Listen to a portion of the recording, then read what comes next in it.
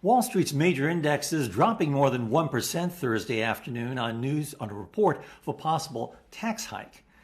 Well, our next guest says this economic recovery is different. Let's get more on that from Andy Kaprin. He is co-head of investments at RegentAtlantic. Good afternoon. Welcome back, Andy.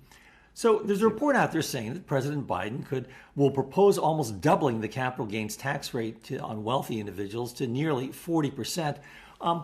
That's pressuring stocks. Could this possibly derail the rally? What do you see as possible long-term implications?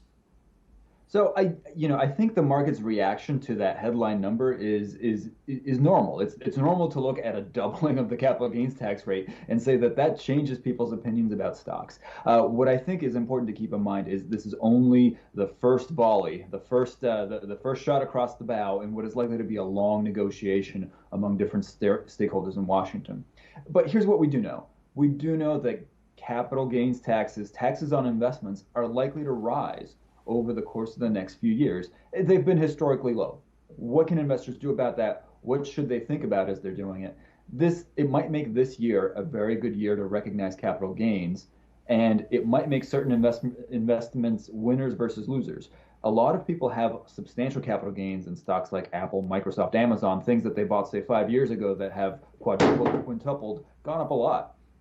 This gives them an opportunity to accelerate that capital gain so that they pay less taxes now as opposed to more taxes in the future and reposition their portfolios. It might actually make relative winners and losers. The relative losers are actually likely to be the relative winners of yesteryear.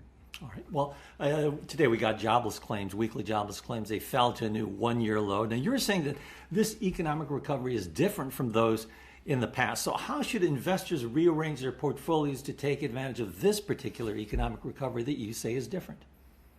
That's right. So I think looking at recent economic recoveries, take the recovery from the dot-com bust, the recovery from the housing bust, and what you see is a pattern of very slow, very anemic growth. It takes a long time for the labor market to get back to normal, a long time for animal spirits to reemerge. That's not going to be the experience of this recovery. It already is not the experience of this recovery.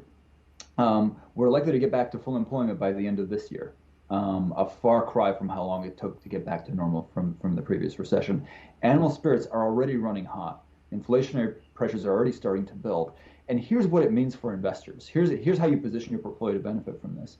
You want to be more aggressive in your portfolio positioning and reach for investments that benefit from rising inflation, rising economic activity, that traditionally run tight profit margins, but can make hay when the economic environment is right. And those are two categories, and I'll actually add a third one too. Two categories that really benefit from this are small cap stocks. Small cap stocks, riskier companies that run on tighter profit margins, that have higher levels of debt, really benefit from this environment because it takes their very low profit margins and expands them quickly. The value segment of the stock market benefits from this too, because what is value? If I categorize it as a certain set of industries, it's banks, it's energy and materials, it's industry. Things that benefit from it getting back to normal or a robust, rapid growth in the economy. The third one I'll add is a little bit not traditionally thought of as a recovery investment, real estate. Real estate is a getting back to normal investment. So when you invest in publicly traded real estate investment trusts, what are you getting? You're getting retail, you're getting office buildings, you're getting e-commerce warehouses, which are more of a secular growth play. But real estate in large will benefit from a getting back to normal and a fast recovery back. And Andy, among your stock picks is one of the big stocks is FedEx. Now that stock has more than doubled over the last 12 months. A lot of investors saw it as a stay-at-home play because of all the goods that people ordered at home. Do you see this shifting over to a reflation trade play the same way that Disney has been able to do so? So I find FedEx so exciting, and actually similar to Disney in that it can straddle both sides of the line between working from home, shopping from home, entertainment from home, and getting back to normal.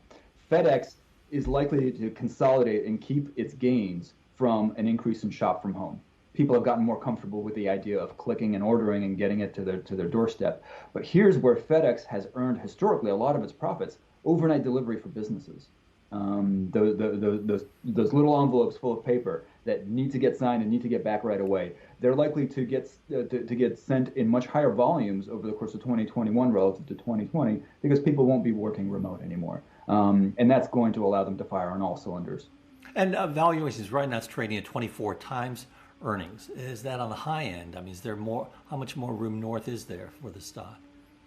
So I think that in a vacuum, that is not a cheap valuation. But you have to recognize that they spent the bulk of 2020 in a high cost environment, trying to fight a crisis, trying to deliver for their customers. What they can do as they consolidate the gains is bring their cost structure back down and experience higher profitability this year.